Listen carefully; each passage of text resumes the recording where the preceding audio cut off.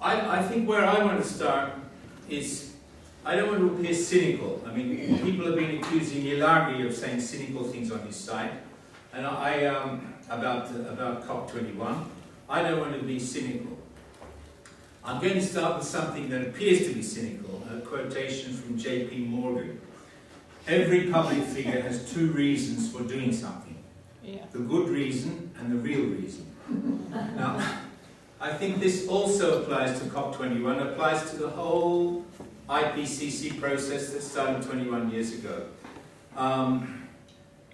Actually, there is a hidden agenda. Now, this hidden agenda has to do with the fact that big corporations cannot be taxed. And this is inconvenient for governments because they want to be able to tax us and also the big corporations. Perhaps they'll get more money from the big corporations, but there are tax havens everywhere. And in order to do something about these tax havens, they have to co-opt civil society, and they have to co-opt the concerns of civil society. And of course, the climate issue has become one of these concerns, and the agricultural issue and all of the things that Vasso was talking about. These are other issues that people will be mobilized on spontaneously without having to be paid for it. Now, admittedly, some people are being paid. The whole COP21 process involves a lot of NGOs that are led by people who are being paid for what they're doing. And the people who are being paid for what they're doing are promoting a kind of politics which helps governments do what they're trying to do, that is to raise more taxes and to modify the way that the system works now, which is basically just corporations pocketing money and people getting nothing. This doesn't suit governments. They want to get something out of it. They have certain responsibilities. So in order to carry out these responsibilities, they have had to organize a process that involves ordinary people. Now, we, ordinary people, went along to COP21 for our own reasons. I mean, Vasso was invited by Peliti to go along. Vasso and Iro were invited to go along by Peliti. I wasn't invited, but we went along anyway because we wanted to meet people who had the same concerns as ourselves and to build up our morale and to meet each other and perhaps try and make some impact on the discussion. We didn't make any impact, but that's neither here nor there. The point is that there are a number of different agendas, and one of the agendas, and what we were specifically concerned with, is the whole idea of the climate discussion. Now, I think one has to understand that years before there was any talk about climate change, I'll pass this around because this was our slogan. Actually, I've only got the Greek version of it here. The question is climate modification. Now, climate modification is something that started in the era of Eisenhower, a long while, 25 years before the climate change discussion started. Now, the question is how much of what is attributed to climate change is in fact an outcome of climate modification, which has been going on an ever-increasing scale. It's on a global scale now. When it started off in the 50s, it wasn't on such a big scale, but it started off just as kind of cloud seeding programs and things like that. But it is now a global program, and it's something that's being kept out of the discussion in a way that makes the discussion unscientific. Now, this is what we were talking about. When I say we, I mean the two workshops. We had two workshops. The activists around climate engineering or climate manipulation had two workshops, and we tried to raise awareness of this factor. Actually, we were talking to ourselves because there wasn't any meaningful contact with anyone else at the conference. There were other things, though. There was a common element, and I think I would like to give a bit of coverage to that because it's a bit closer to where the minds of people are generally. There was as I said, the concerns of many of the people here was the concerns with tax evasion, with what are they called? With tax paradises. What are they called? Tax havens. Yes, they call them paradises in French. Tax havens. Now, one thing that we can show is some of the things that were going on in Montreuil.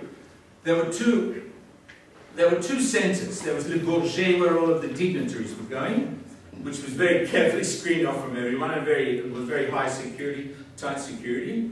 And then there was the civil society element, which was in Montreuil, which was where we were mostly. Now, in Montreuil, there was some things happening in Montreuil that are of general interest, I think, and I'd like to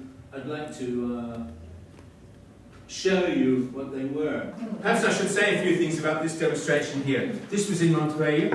It was at the end of a kind of symbolic initiative that was taken. It started off at a discussion about tax havens, basically, and it had to do what they had done. They had stolen chairs from 195 different companies. They were banks. They were banks. They'd stolen chairs from 195 banks. 195 was the number of countries that were participating. And what they were saying was that, we will give you your chairs back when you start paying your tax. So, what they're shouting here in French is, chair thieves, we are all chair thieves. That's what they're shouting here. Well, let's listen to them.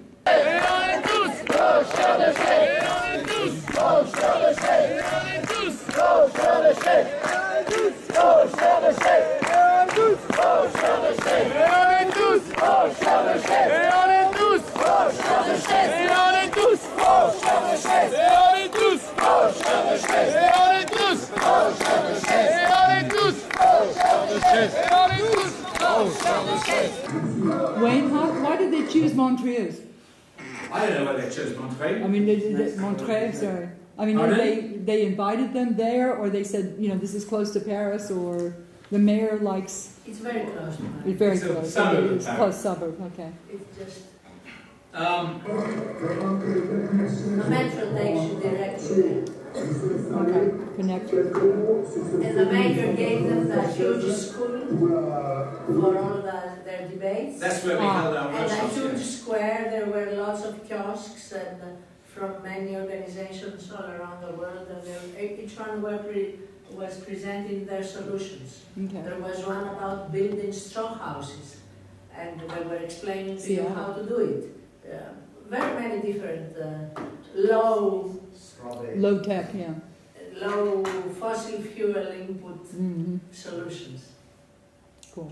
All right, well, at this point, Susan George is, I don't know if you know who Susan George is, she's an economist, she's one of the leaders of ATTAC. She's a bit old now, but anyway, she's introducing the activist Cindy Wiesner from the United States, who actually gave a very stirring kind of address that we'll hear now. Now, Vasso doesn't want me to show the video because it's very amateurish, so I'll just put on the sound and we'll listen to it. It's moving like that. Reaching the end of this Citizen Summit, but it's not quite over.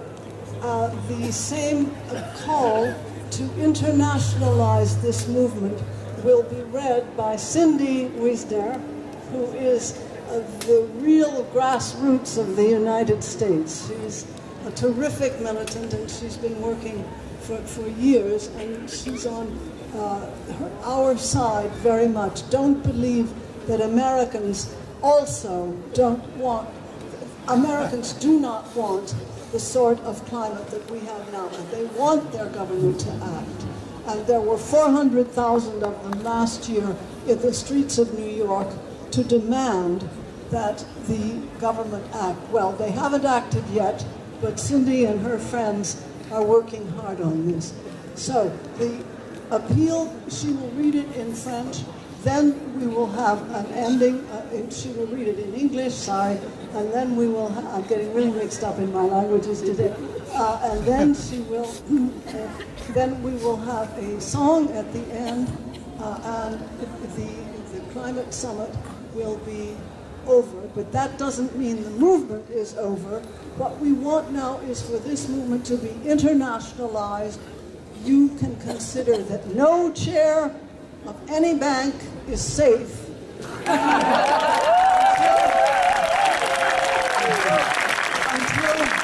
we have closed down the tax havens and started paying their taxes and forcing their rich clients and the corporations to pay their taxes too. I just wanted to say that François Hollande may be very happy to have 100,000 euros from Google, but it would be much better, wouldn't it, if Google just paid its taxes rather than sponsoring the COP21?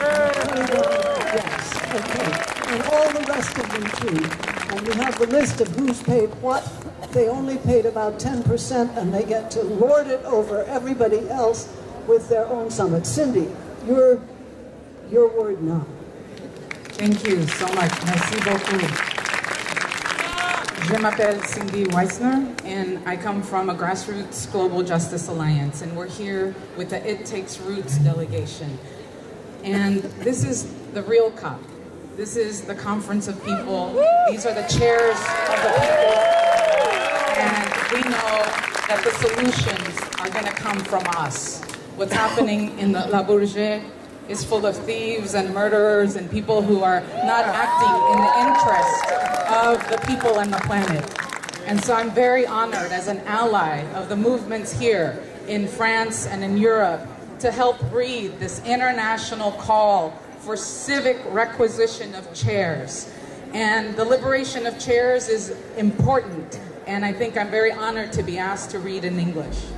So tax havens are the black hole of the global finance, where at least $20 trillion vanish, according to the Tax Justice Network. While global negotiations on climate are stalled on the question of financing the fight against climate change, letting such massive tax evasions of public money go on is not only irresponsible, but criminal, right? Yeah, it's criminal. Tax havens lie at the heart of the global crime economy in all its forms: drugs, weapon trade, terrorism, money laundering. It is in this aim to take this issue from the specialized spheres of experts to the general public that a symbolic nonviolent movement was born in the Basque Country, protesting tax evasions organized by the bank HSBC. Give it up for the Basque Country, starting the movement here, inspiring us all to take on the banks. It has then spread to France, to Belgium, to Switzerland, and to all the banks that are involved in tax evasion. 196 chairs were requisitioned in bank branches by the chair reapers to reveal the link between tax evasion organized by banks and the lack of funding for climate. In particular, the annual $100 billion promised from 2020 to developing countries for climate adaptation. 196 international delegates, all sitting here, 196 delegates of civil society representing a diversity of cultures and movements committed to fighting climate change, have then sat at the 196 Chairs Summit on December the 6th during the Climate Forum here in the beautiful city of Montreux. As part of the global civic movement that counted major civil society leaders from around the world, John Christensen from the Tax Justice Network, Aïssadou Diop from ENDA, Bill McKibben from 350.org, Lidi Nakpil from Jubilee South Asia Pacific Movement on Debt and Development, Vandana Shiva from Navdayan, and Auriel Prouveau from Attack France.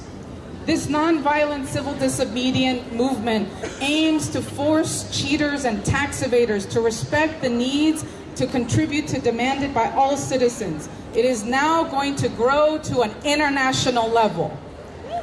That's right. Woo! Give it up. We're internationalizing this movement.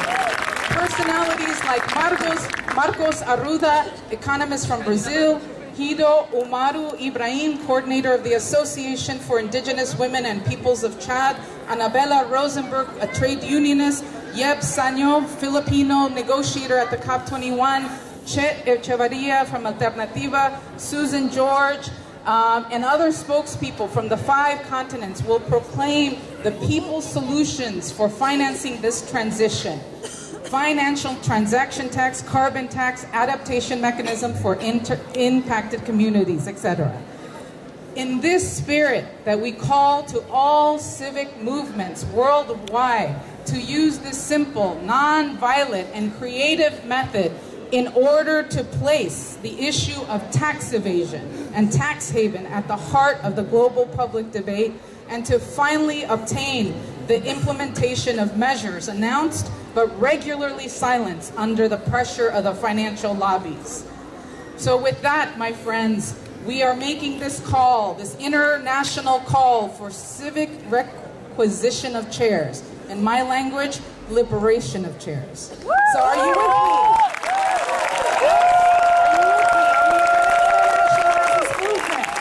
So when I say whose chairs? All chairs.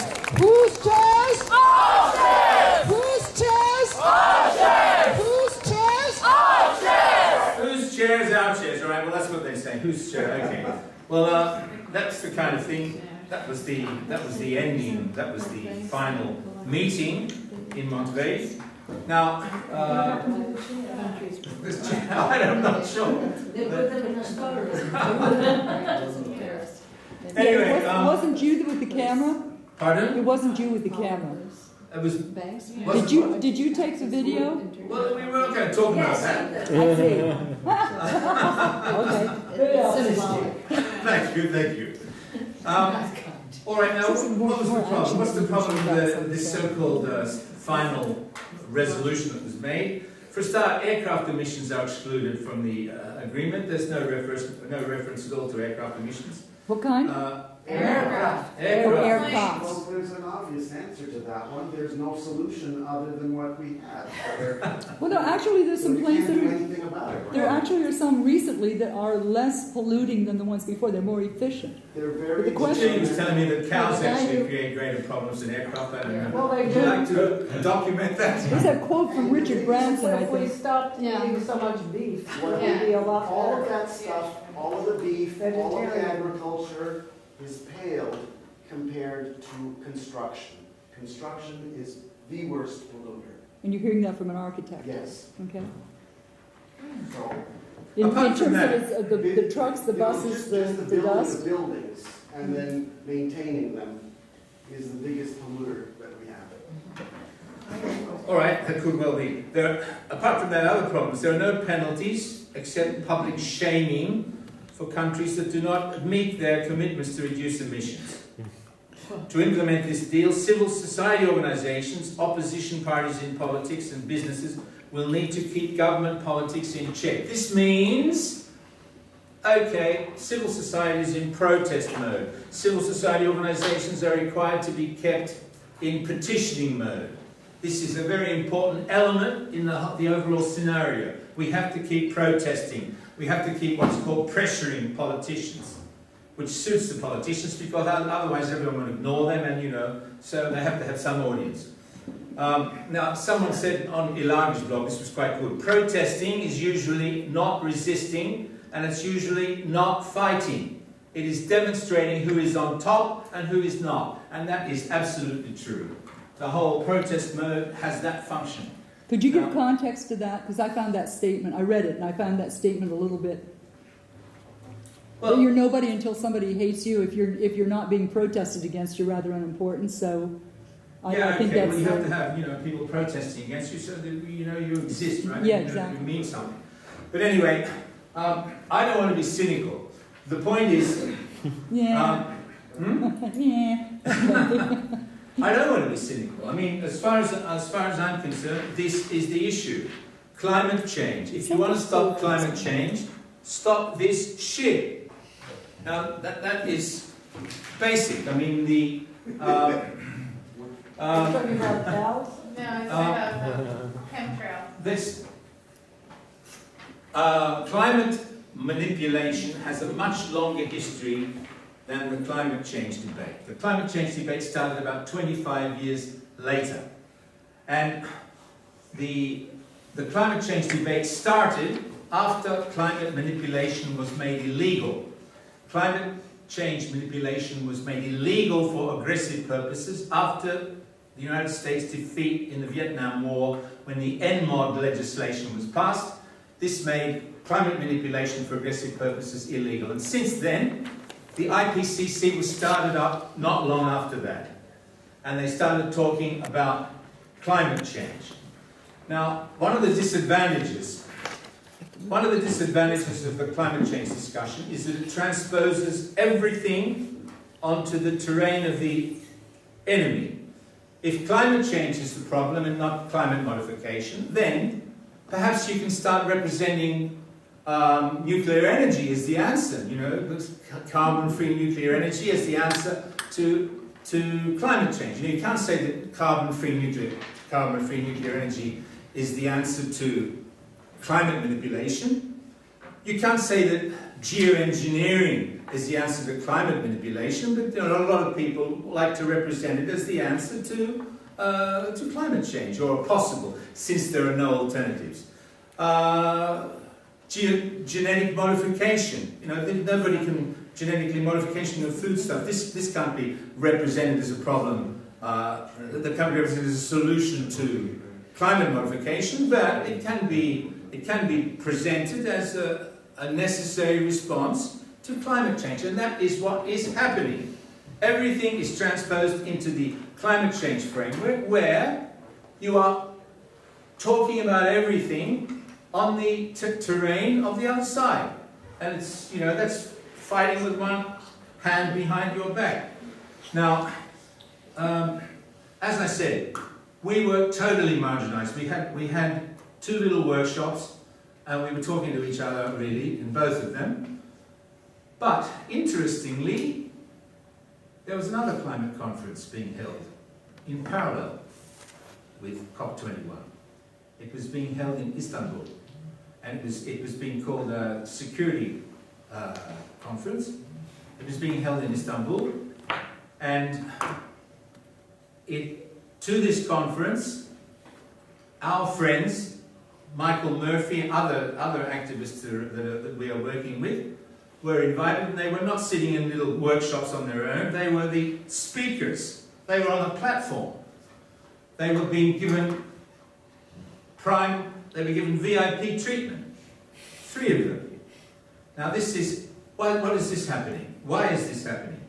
I think one of the reasons that it's happening is because there's a kind of differentiation going on at the moment, and Turkey is, you know, it's having a bit of some problems at the moment with the international community priorities.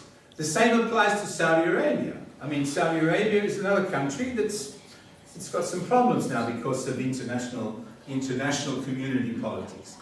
And one of the people that was talking about geoengineering and talking to our activists there was a Saudi princess.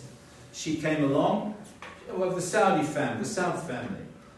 She came along, she was quite open, a very educated person, and I think this was a most interesting development, seeing the way that the Turks and the Saudi Arabians are setting up a conference in parallel and in opposition in a way, same dates, to COP21. Of course it was buried by the media. I don't know if anyone saw any reference to this in the media.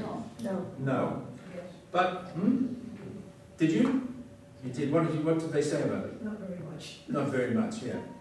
Okay, well, it seems that these initiatives are going on. I found this an interesting and encouraging development. Michael Murphy's in the process of making his 3rd film now. He's had a few problems in recent years, and if he can get himself together, and it seems he is, and make his 3rd film, and start talking about some things that people are not aware of, well, that will be progress as far as I'm concerned. So anyway, What else can we say about COP21? A framing question. Yes? Is it possible for those who believe that that chemtrail spraying has been going on? I mean, I see your approach to it changing over the years that we've talked about it. How has it changed? It's changed in the sense of being incorporated in the larger picture of geoengineering in general, other types of technologies, some of which are, less well known and less, maybe scary, but like iron oxides in the ocean. Okay. That's not a very good example. That's just as scary. I mean, yeah, it's just as scary. Frankly, not so scary. Have you asked a whale yes. how they feel about it? Okay. But some of them are less scary to us. I don't know what's in the air. But it seems to me that the idea of proposing technologies, or not technologies, but solutions which are to correct climate modification, is able to encompass a much broader range of people who may not believe that chemtrails is being done. And as you know, I'm one who does not believe. I consider it a possibility, but unproven so far. And I know Michael's supposedly working on that part of it. But it seems to me that the movement maybe is growing up. The movement of climate concern is growing up and becoming a bit more sophisticated, a bit more cynical about the kinds of things that you're talking about here, which is that. What do you mean by cynical? I don't want to be cynical. Well, cynical in the in the sense of when we talk about there are great possibilities for saving the economy as well as the environment. Just buy my nuclear reactor. Or whatever. There are a lot of. I mean, that's a wide range. It just seems to me that all the disparate parts are coming together, and I guess the question is it possible for